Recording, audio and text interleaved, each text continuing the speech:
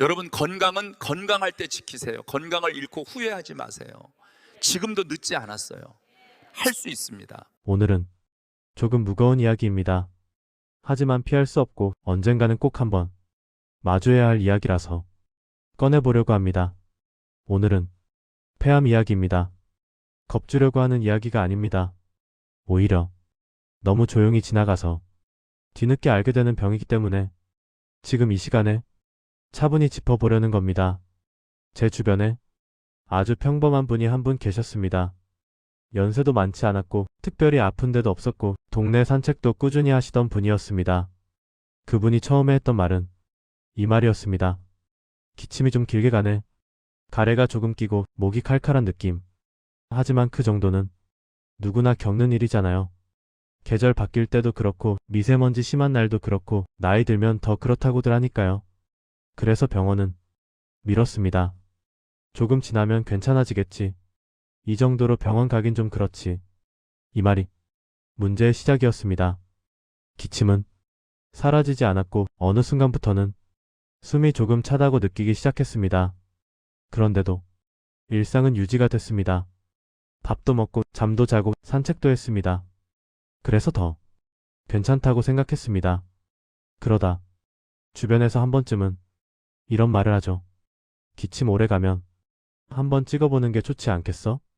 그제서야 병원을 갔고 검사를 했고 의사에게서 이 말을 들었습니다. 조금 더 일찍 오셨으면 얘기가 달라졌을 수도 있습니다. 이 이야기를 들으면서 많은 분들이 이렇게 생각하실 겁니다. 나는 저 정도는 아닌데. 나는 숨도 잘 쉬고 일상생활도 괜찮은데. 맞습니다. 그래서 이 병이 무서운 겁니다. 폐암은 아파서 발견되는 병이 아니기 때문입니다. 폐는 정말 묵묵한 기관입니다. 아파도 말을 잘 안 하고 힘들어도 티를 잘 안 냅니다. 우리는 숨만 쉬어지면 괜찮다고 느낍니다. 그래서 폐에서 보내는 신호를 대부분 너무 늦게 알아차립니다. 기침 하나, 가래 하나, 숨이 조금 찬 느낌. 이게 대수롭지 않게 느껴지는 순간 몸 안에서는 조용히 시간이 흘러가고 있을 수 있습니다. 여기서 한 번만 여러분께 여쭤보고 싶습니다. 여러분도 요즘 기침이나 가래를 원래 이런 거지 하고 넘기고 계시진 않나요? 이 질문에서 조금이라도 마음이 걸리셨다면 이 이야기는 남 얘기가 아닐 수 있습니다. 많은 분들이 폐암 이야기를 들으면 먼저 떠올리는 게 있습니다. 담배. 그래서 이렇게 생각합니다. 나는 담배 안 피우니까 괜찮아. 그런데 이 생각이 사람을 가장 방심하게 만듭니다. 실제로 요즘은 담배를 피우지 않았던 분들 중에서도 폐암 진단을 받는 경우가 점점 늘고 있습니다. 그 이야기는 뒤에서 차근차근 다시 짚어보겠습니다. 오늘은 먼저 왜 이 병이 이렇게 늦게 발견되는지, 왜 대부분 설마라는 말로 시작되는지부터 이해하셔야 합니다. 폐암이 무서운 이유는 빠르기 때문이 아닙니다. 조용하기 때문입니다. 아프지 않아서 참을 수 있어서 일상이 유지돼서 사람을 안심시킵니다. 그 안심이 가장 큰 함정입니다. 그래서 이 이야기는 한번 듣고 아 그렇구나 하고 끝낼 이야기가 아닙니다. 이 내용은 아침에 일어나서 산책하면서 그리고 자기 전에 한 번씩 떠올려야 의미가 있습니다. 아, 이 얘기 들었지. 이 신호 그냥 넘기면 안 된다고 했지. 그 순간이 중요합니다.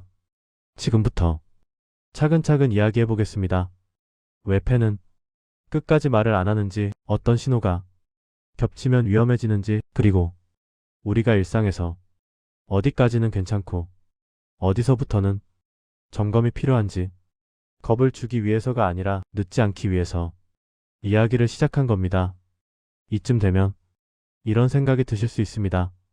아니, 이렇게 중요한 장기면 좀 아프다고 말이라도 하지. 그런데 폐는 원래 그런 성격이 아닙니다. 우리 몸에는 성격이 다른 기관들이 있습니다. 위는 조금만 이상해도 쓰리고 아프고 바로 티를 냅니다. 심장은 조금만 무리해도 두근거림이나 답답함으로 신호를 보냅니다. 그래서 우리는 비교적 빨리 이상하다는 걸 느낍니다. 그런데 폐는 다릅니다. 폐는 끝까지 참고 일하는 쪽에 가까운 기관입니다. 폐의 가장 큰 역할은 숨을 쉬게 하는 겁니다. 숨이 들어오고 산소가 혈액으로 전달되고 이산화탄소가 빠져나가는 일. 이 과정은 우리가 의식하지 않아도 자동으로 돌아갑니다.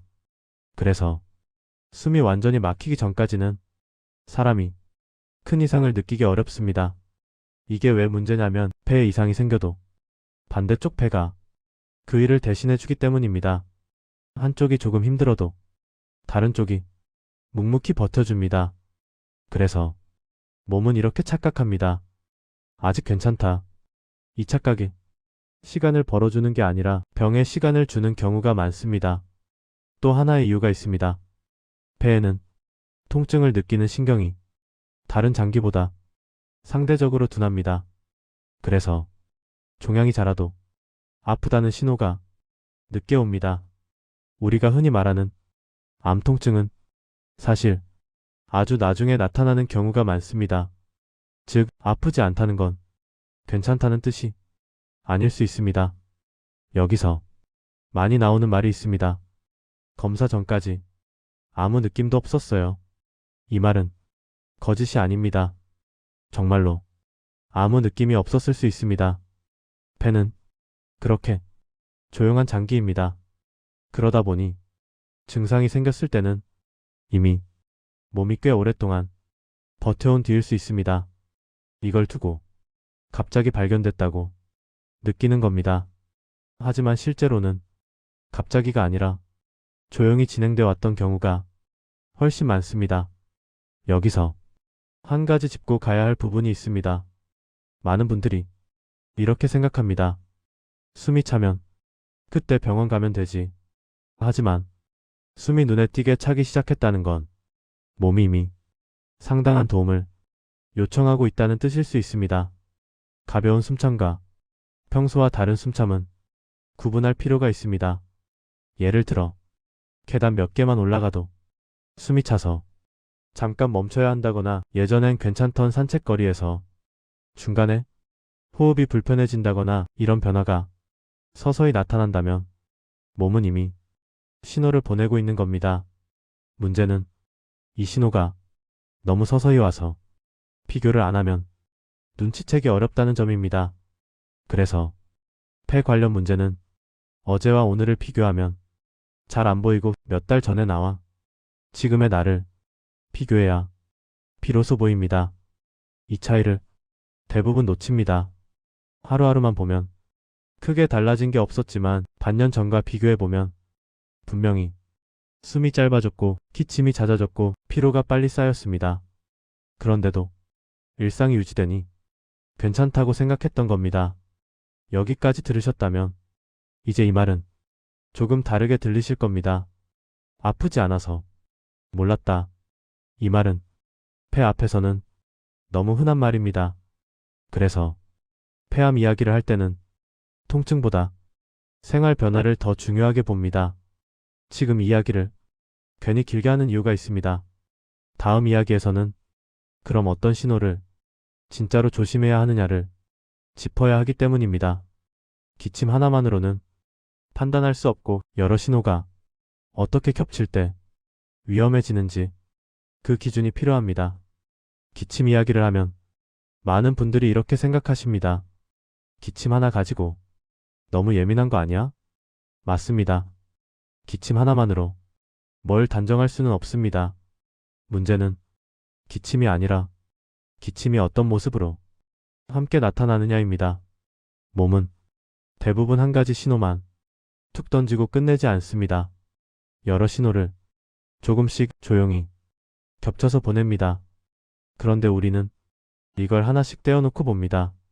기침은 원래 있는 거고, 요즘 살이 좀 빠진 건 식욕 때문이고, 숨찬 건 나이 들어서 그렇고, 이렇게 나눠서 보면 전부 다 그럴듯해 보입니다. 하지만 이게 한 사람에게 같이 나타나기 시작하면 이야기가 달라집니다. 예를 들어보겠습니다. 기침이 2달, 3달 이어집니다. 열이 나는 것도 아니고 감기처럼 확 아픈 것도 아닙니다. 그래서 약 먹고 버티다 보니 어느새 숨이 조금씩 짧아졌다는 걸 느낍니다.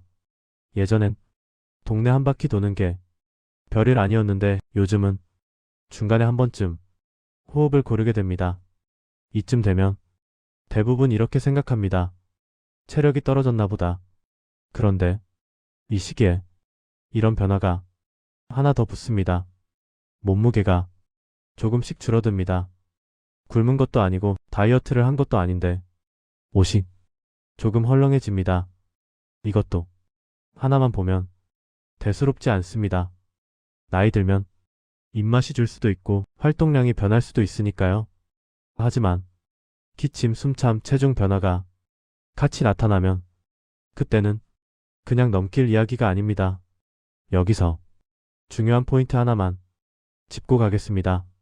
몸은 하나만 보내면 사람이 무시할까봐 여러 개를 겹쳐 보냅니다. 이걸 알아차리는 게 관건입니다. 또 이런 경우도 있습니다. 기침은 그리 심하지 않습니다. 대신 목소리가 예전 같지 않습니다. 전화 통화를 오래 하면 목이 쉽게 쉬고 말을 하고 나면 괜히 피곤합니다. 가래가 끈적하게 붙어있는 느낌도 자주 듭니다. 이런 변화는 대부분 목이나 성대 문제로만 생각합니다. 그런데 이 상태에서 숨이 깊게 안 들어가는 느낌까지 겹치기 시작하면 한 번쯤은 몸을 점검해 볼 시점입니다. 여기서 한 가지 질문을 조심스럽게 드려보겠습니다. 요즘 들어 예전 같지 않다는 말을 혼자 속으로 자주 하게 되진 않으셨나요? 이 말이 자주 떠오른다면 몸은 이미 비교 신호를 보내고 있는 겁니다. 폐에서 오는 신호의 또 다른 특징은 피로입니다. 이 피로는 잠을 못 자서 오는 피로와 조금 다릅니다. 충분히 쉬어도 개운하지 않고 특별히 한 일이 없는데도 몸이 쉽게 처집니다. 이럴 때 많은 분들이 심장이나 혈압을 먼저 떠올립니다. 물론 그럴 수도 있습니다. 하지만 기침이나 숨참과 이 피로가 같이 있다면 한 번쯤은 폐 쪽도 생각해 볼 필요가 있습니다. 중요한 건 이런 신호들이 갑자기 확 몰려오지 않는다는 점입니다. 조금씩 서서히 생활에 스며듭니다. 그래서 어느 날 이렇게 말하게 됩니다. 언제부터 그랬는지 잘 모르겠어. 이 말이 나올 때는 이미 꽤 시간이 흘렀을 가능성이 큽니다. 그래서 폐와 관련된 문제를 이야기할 때는 이 질문을 기억해 두셔야 합니다. 어제보다 오늘이 어떠냐가 아니라 반년 전의 나와 지금의 나는 같으냐 다르냐, 이 비교가 아주 중요합니다. 다시 한번 정리해서 말씀드리겠습니다. 기침 하나만으로 겁먹을 필요는 없습니다. 숨이 조금 찬 것도 하루 이틀은 그럴 수 있습니다. 체중이 조금 줄었다고 해서 바로 문제는 아닐 수 있습니다. 하지만 이 중에서 두 가지, 세 가지가 같이 움직이기 시작하면 그때는 그냥 넘기지 않는 게 본인을 지키는 선택입니다. 이 이야기를 여기까지 듣고 나면 마음이 조금 불편해질 수도 있습니다. 그런데 이 불편함은 겁이 아니라 기준입니다. 기준이 있어야 쓸데없는 걱정을 줄이고 필요한 순간에만 움직일 수 있습니다. 다음으로는 많은 분들이 가장 크게 착각하는 부분, 나는 담배 안 피웠으니까 해당 없겠지. 이 생각이 왜 위험할 수 있는지, 그리고 우리 생활 속에 어떤 요소들이 조용히 폐를 괴롭히는지 이야기를 이어가겠습니다. 폐 이야기에서 가장 많이 나오는 말이 있습니다. 나는 담배 안 피워서 괜찮아. 이 말에는 안심도 있고 자신감도 있고 어쩌면 조금의 방심도 섞여 있습니다. 그런데 이 생각이 요즘 들어 점점 위험해지고 있습니다. 실제로 병원에서 듣는 말 중에 이런 말이 늘고 있습니다. 담배는 한 번도 안 피웠어요. 의사들 입장에서도 이 말이 이제는 전혀 낯설지 않습니다. 폐암이라고 하면 당연히 흡연부터 떠올리던 공식이 조금씩 깨지고 있기 때문입니다. 그렇다고 담배 이야기가 의미 없다는 건 아닙니다. 담배는 여전히 폐를 가장 강하게 망가뜨리는 원인 중 하나입니다. 하지만 문제는 그것만이 아니라는 점입니다. 우리 주변을 한 번만 돌아보셔도 폐가 쉬지 못하는 환경은 생각보다 많습니다. 집에서 음식을 할 때 자글자글 올라오는 연기, 특히 기름 많이 쓰는 요리, 환기를 충분히 하지 않으면 그 연기는 고스란히 폐로 들어옵니다. 겨울철 난방을 오래 켜두는 환경, 문을 꼭 닫고 공기를 순환시키지 않는 습관도 폐에는 부담이 됩니다. 춥지 않게만 하면 되지 하고 넘기기 쉽지만 공기가 오래 갇히면 호흡기는 계속 그 공기를 들이마셔야 합니다. 미세먼지도 빼놓을 수 없습니다. 요즘은 오늘 미세먼지 나쁨이라는 말이 너무 흔해졌습니다. 그래서 오히려 무감각해진 경우도 많습니다. 하지만 이런 날들이 몇 년, 몇십 년 쌓인다고 생각해보면 이건 짧은 노출이 아니라 누적입니다. 여기서 중요한 건 이 모든 것들이 하루 이틀로 문제를 만드는 게 아니라는 점입니다. 폐는 조용히 받아들이고 조용히 버텨주고 조용히 쌓아둡니다. 그러다 어느 시점에서 문제가 드러납니다.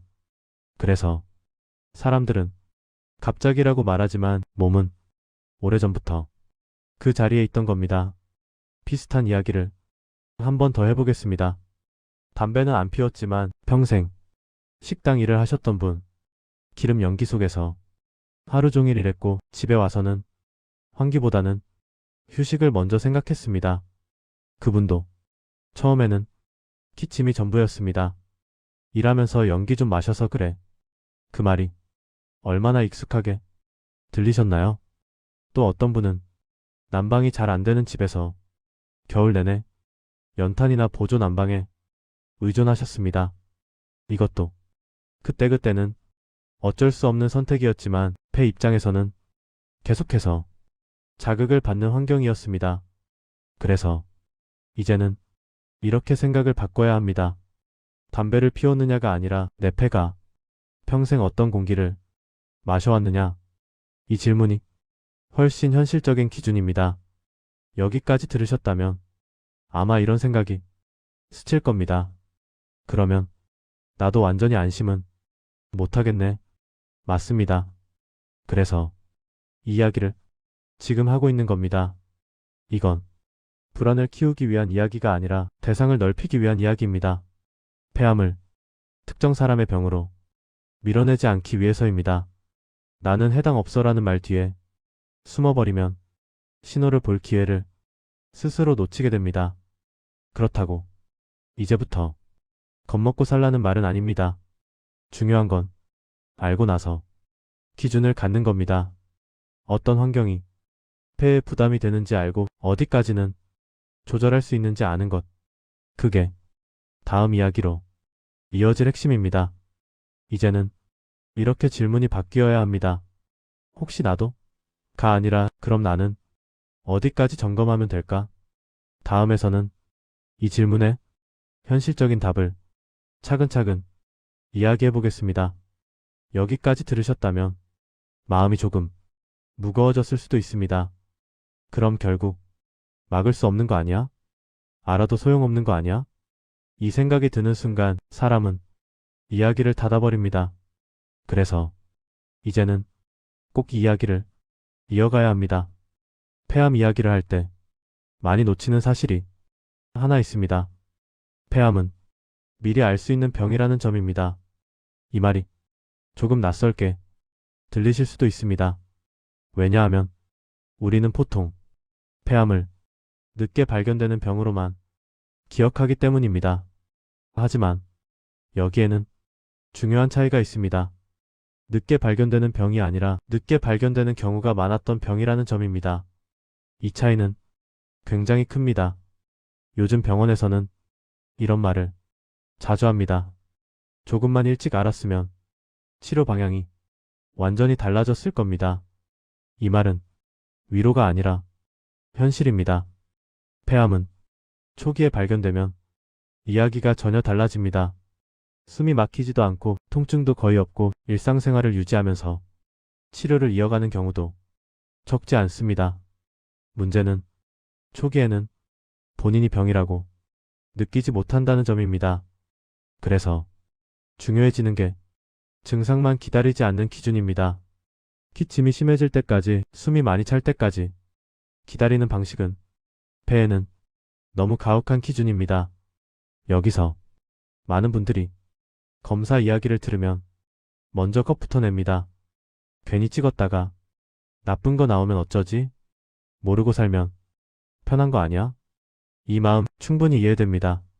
하지만 여기서 생각을 한 번만 바꿔보셔야 합니다. 모르고 지내는 시간은 안전한 시간이 아니라 기회가 지나가는 시간일 수 있습니다. 알고 나서 아무것도 안 하는 것과 모른 채 지나가는 건 완전히 다릅니다. 검사는 병을 만드는 게 아니라 상태를 확인하는 도구일 뿐입니다. 특히 폐를 보는 검사는 아프니까 한다기보다 아프기 전에 확인한다는 의미가 큽니다. 국가에서 권장하는 검진 기준도 괜히 있는 게 아닙니다. 그만큼 폐는 증상만으로 판단하기엔 너무 조용한 장기이기 때문입니다. 여기서 한 가지 더 중요한 점이 있습니다. 검사를 한다고 해서 모든 사람이 나쁜 결과를 받는 건 아닙니다. 오히려 대부분은 지금은 괜찮다는 확인을 받고 안심하게 됩니다. 이 안심은 아무것도 안 하고 얻는 안심이 아니라 확인하고 얻는 안심입니다. 이 두 안심은 질이 다릅니다. 그리고 만약 문제가 발견되더라도 아직 작다. 지금 단계면 선택지가 많다. 이 말을 들을 수 있다는 건 굉장히 큰 차이입니다. 그래서 폐암 이야기에서 가장 중요한 건 이하 문장입니다. 늦어서 발견되는 병이 아니라 늦게까지 미뤄서 발견되는 병이다. 이걸 기억하셔야 합니다. 여기까지 오면 질문이 하나 자연스럽게 생깁니다. 그럼 나는 언제 어디까지 조심하면 되는 걸까? 이 질문에 답을 드리기 위해 다음 이야기로 이어가겠습니다. 다음에서는 겁먹지 않고도 일상에서 폐를 지킬 수 있는 방법, 오늘 당장 바꿀 수 있는 습관들을 하나씩 풀어보겠습니다. 여기까지 오면 마음속에 이런 생각이 조용히 올라옵니다. 그래서 내가 지금 뭘 하면 되는 거지? 이 질문이 나오는 순간부터 이야기는 겁주는 이야기가 아니라 도움이 되는 이야기로 바뀝니다. 폐를 지키는 일은 거창하지 않습니다. 대단한 운동이나 특별한 장비가 필요한 것도 아닙니다. 오히려 우리가 매일 반복하는 아주 사소한 습관에서 차이가 생깁니다. 아침을 한번 떠올려 보세요. 눈을 뜨고 나서 창문을 여는지 아니면 그냥 하루를 시작하는지 이 선택 하나가 폐에는 생각보다 큰 차이를 만듭니다.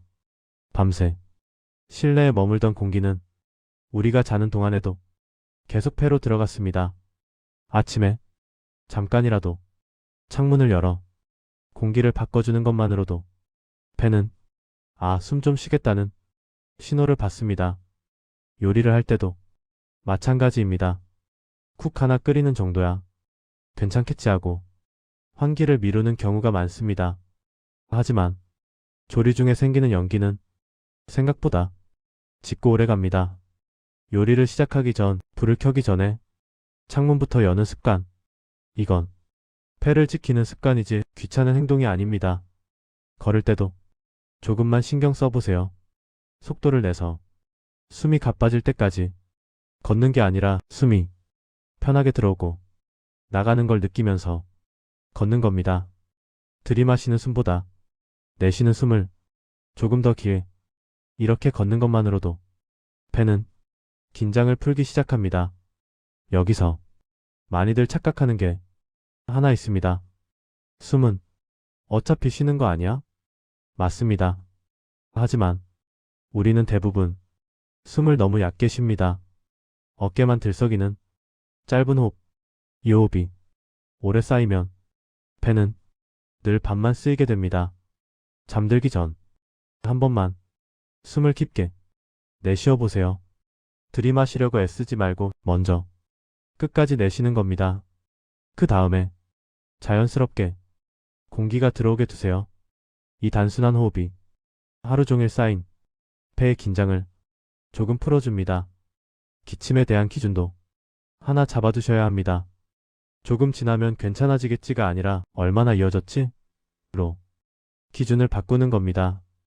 기침이 몇 주째 이어지고 점점 익숙해지고 있다면 그건 괜찮아졌다는 신호가 아니라 몸이 적응해버렸다는 신호일 수 있습니다. 중요한 건 이 모든 걸 한꺼번에 하려 하지 않는 겁니다. 하나만 바꿔도 충분합니다. 아침 환기 하나, 요리할 때 창문 하나, 잠들기 전 숨 한 번. 이런 작은 선택들이 모여서 폐가 버티는 시간을 늘려줍니다. 폐는 조용하지만 변화를 느끼는 데는 아주 솔직합니다. 여기까지 들으셨다면 이제 이런 생각이 자연스럽게 들 겁니다. 먹는 것도 도움이 될 게 있을까? 있습니다. 약처럼 당장 낫게 해주는 음식은 없지만 폐가 덜 힘들어지게 도와주는 방향은 분명히 있습니다. 다음 이야기에선 무엇을 먹으면 폐암을 막는다가 아니라 폐가 염증과 싸울 때 조금이라도 편해지게 돕는 음식, 이 방향으로 차분히 풀어보겠습니다. 여기까지 들으시면서 아마 이런 생각이 한 번쯤은 스쳤을 겁니다. 먹는 걸로도 조금이라도 도울 수는 없을까? 이 질문은 아주 자연스러운 질문입니다. 우리는 약보다 먼저 밥을 먹고 하루 3번 몸에 뭔가를 넣으며 살아가기 때문입니다.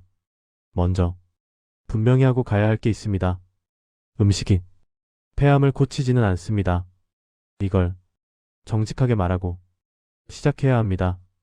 하지만 음식이 폐를 괴롭히는 방향이 될 수도 있고 반대로 폐가 버티는데 조금이라도 힘이 되는 방향이 될 수도 있습니다.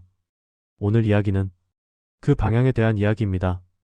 폐가 가장 힘들어하는 건 딱 하나로 정리하면 염증입니다. 외부 공기, 연기, 먼지, 자극 이게 쌓이면 폐 안에서는 계속 작은 염증 반응이 일어납니다. 그래서 폐를 돕는 음식의 방향도 자연스럽게 염증을 키우지 않는 쪽으로 가야 합니다. 첫 번째 방향은 자극을 줄이는 식사입니다. 너무 짜고 너무 맵고 너무 뜨거운 음식은 호흡기 점막을 계속 자극합니다. 입에서는 시원할지 몰라도 폐 쪽에서는 부담이 됩니다. 국물 음식이 나쁜 게 아니라 국물을 습관처럼 끝까지 마시는 게 문제가 되는 경우가 많습니다. 두 번째 방향은 점막을 보호하는 식사입니다. 폐와 기관지는 얇은 점막으로 외부 공기를 직접 맞습니다. 이 점막이 건조해지고 약해지면 자극에 더 취약해집니다. 그래서 수분이 충분한 식사, 너무 마른 음식만 계속 먹지 않는 식사 패턴이 도움이 됩니다. 여기서 많은 분들이 이렇게 묻습니다. 그럼 뭐 먹어야 돼? 정답을 하나로 찍어주는 방식은 오히려 도움이 안 됩니다. 대신 이 기준을 기억하시면 됩니다. 색이 있는 식재료 그리고 가공이 적은 음식입니다. 초록색, 주황색, 하얀색 채소, 제철에 나는 재료들 이런 음식들은 특별한 설명을 안 해도 몸이 받아들이기 편한 쪽에 가깝습니다. 반대로 봉지 열면 바로 먹는 음식, 짠맛이 강한 음식은 폐뿐 아니라 몸 전체에 부담을 남깁니다. 세 번째 방향은 속도를 늦추는 식사입니다. 급하게 먹고 급하게 삼키는 식사는 호흡도 같이 가빠지게 만듭니다. 배가 힘든 분들일수록 식사 속도가 호흡 리듬에 영향을 줍니다. 천천히 씹고 중간에 숨 한 번 고르는 것. 이것도 폐를 돕는 식사 습관입니다. 음식 이야기에서 꼭 짚고 넘어가야 할 부분이 하나 더 있습니다. 보조제, 즉 한 번에 좋아진다는 말들. 이런 말에 마음이 흔들리는 건 당연합니다. 하지만 폐는 하룻밤에 달라지는 장기가 아닙니다. 조용히 버티는 만큼 돕는 것도 조용히 가야 합니다. 그래서 오늘 이야기에서 기억하셔야 할 건 이겁니다. 무엇을 더 먹을까? 보다 무엇을 덜 괴롭힐까? 이 질문이 훨씬 중요합니다. 지금까지의 이야기들을 천천히 돌아보면 공기, 생활 습관, 그리고 음식까지 전부 하루아침에 바꾸라는 말이 아닙니다. 다만 방향만 맞추자는 이야기입니다. 이제 이 긴 이야기를 마무리할 시간입니다. 마지막으로 오늘 이야기의 핵심을 한 번 더 정리하면서 왜 이 이야기를 지금 여러분과 나눴는지 솔직하게 말씀드리겠습니다. 이제 처음으로 다시 돌아가 보겠습니다. 기침 이야기로 시작했던 그 장면. 이 정도쯤이야. 나이 들면 다 그렇지. 우리가 너무 쉽게 입에 올렸던 말들입니다. 그 말들이 틀렸다는 뜻은 아닙니다. 다만 그 말 뒤에 한 번쯤은 이 질문이 붙었어야 했습니다. 그래도 한 번쯤은 확인해 볼까? 오늘 긴 이야기를 여기까지 들으셨다면 이제 폐암이라는 병이 조금 다르게 보이실 겁니다. 갑자기 생기는 병도 아니고 특정 사람만의 병도 아니고 어느 날 벼락처럼 찾아오는 병도 아니라는 것. 대부분은 아주 평범한 일상 속에서 조용히 시작된다는 것을 아셨을 겁니다. 그래서 오늘 이야기의 핵심은 이 세 가지로 정리할 수 있습니다. 첫째, 폐는 아파도 말을 잘하지 않습니다. 그래서 통증이 아니라 생활의 변화를 봐야 합니다. 둘째, 기침 하나는 괜찮을 수 있지만 신호가 겹치기 시작하면 그때는 그냥 넘기지 않는 게 자신을 지키는 방법입니다. 셋째, 미리 알면 선택지가 달라집니다. 늦게 알면 선택이 줄어들 뿐입니다. 이 세 가지만 기억하셔도 오늘 이 시간은 충분히 의미가 있습니다. 겁먹지 말고 외면하지 말고 그렇다고 대수롭지 않게 넘기지도 말고 기준을 하나 마음속에 세우는 것. 그게 가장 현실적인 예방입니다. 혹시 이 이야기를 들으면서 누군가의 얼굴이 떠오르셨나요?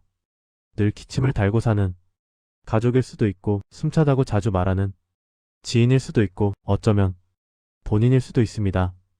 그렇다면 이 영상은 그 사람을 위해 한 번 더 떠올려질 가치가 있습니다. 이건 혼자만 알고 끝낼 이야기가 아닙니다. 괜히 겁주려고 그러는 거야가 아니라 미리 알면 덜 힘들어질 수 있다는 이야기이기 때문입니다. 여러분, 건강은 대단한 결심에서 지켜지는 게 아닙니다. 오늘 이야기 하나를 기억하고 다음에 비슷한 상황이 왔을 때 잠깐 멈춰 떠올리는 것. 그 작은 멈춤이 몸을 지키는 가장 큰 힘이 됩니다. 이 영상이 오늘은 그냥 이야기로 지나가더라도 어느 날 기침 소리가 조금 길어졌을 때 숨이 예전 같지 않다고 느껴질 때 아, 이 얘기 들은 적 있지. 그 생각 하나가 여러분을 조금 더 안전한 쪽으로 이끌어주길 바랍니다. 여기까지 함께 들어주셔서 고맙습니다. 이 이야기가 여러분과 여러분 가족의 건강을 지키는데 작은 기준 하나가 되었으면 합니다. 마음에 남는 부분이 있었다면 댓글에 기억 두 글자만 남겨주셔도 좋겠습니다. 여러분의 그 한마디가 또 다른 누군가에게 이 영상을 꺼내보게 만드는 계기가 될 수 있습니다.